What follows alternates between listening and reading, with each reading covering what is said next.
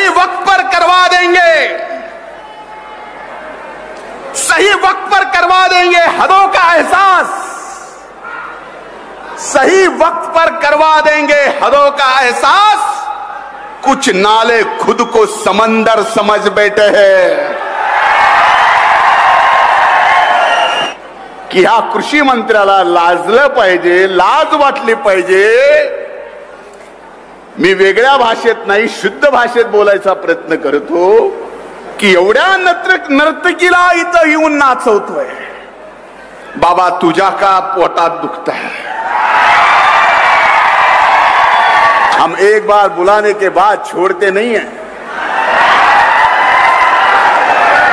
यह फंक्शन इससे भी बड़ा होगा जहां आप खुद परफॉर्म करने के लिए भी आओगे।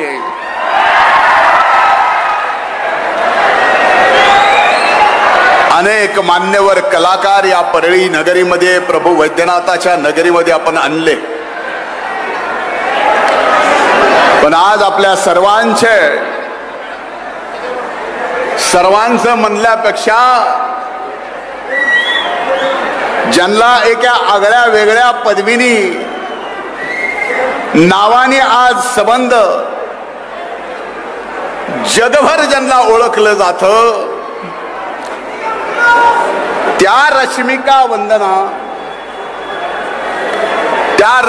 वंदना राहिल्या नाहीत, त्या शबंध राष्ट्राचं क्रश राहिल्यात, म्हणजे it is national crush now.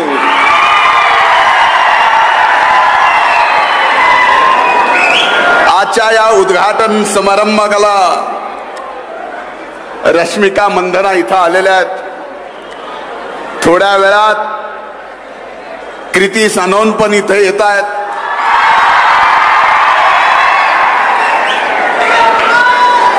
त्याच्यामुळं त्या दोघी निघून गेल्यानंतर आमची इथं काय गरज राहील असं वाटत नाही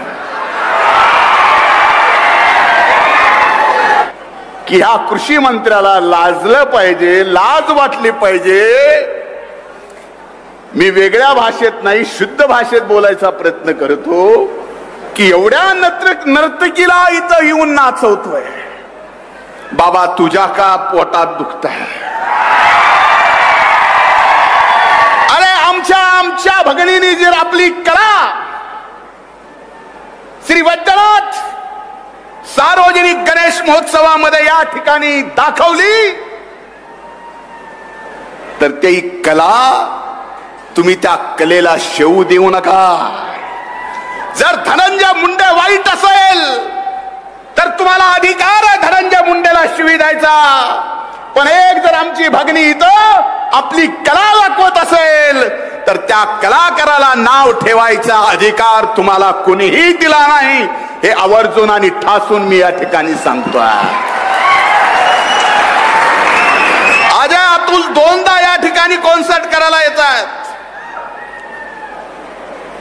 म्हणजे हा महोत्सव आता फक्त राज्यात मोठा असा नाही, आपल्या श्री वैद्यनाथ गणेश महोत्सवासारखा महोत्सव देशात कुठेही नाही, म्हणून काही जणांच्या पोटात दुखायला लागलाय। आजकाल राजकारण असं चाललंय की राजकारणामध्ये अनेक जणांना गुदगुल्या व्हायल्यात। शेवटी मला या परिस्थितीवर दोनच वाक्य बोलावं वाटते, सही वक्त पर करवा देंगे, सही वक्त पर करवा देंगे हदों का एहसास, सही वक्त पर करवा देंगे हदों का एहसास। कुछ नाले खुद को समंदर समझ बैठे हैं, कुछ नाले खुद को समंदर समझ बैठे हैं। मला एका गोष्टीचा अभिमान आहे, आनंद। मला अनेक जणांनी विचारलं की तुम्ही रश्मिकाताईंना या ठिकाणी का बोलवता? पुष्पा हिट आहे, सुपर डुपर हिट आहे,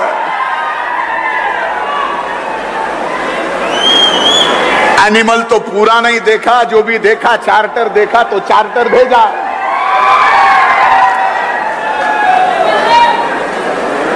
मला अभिमानानं सांगावं असं वाटतंय की या रश्मिकाताई येणाऱ्या काळात एक चित्रपट येतोय छत्रपती शिवाजी महाराजांचा।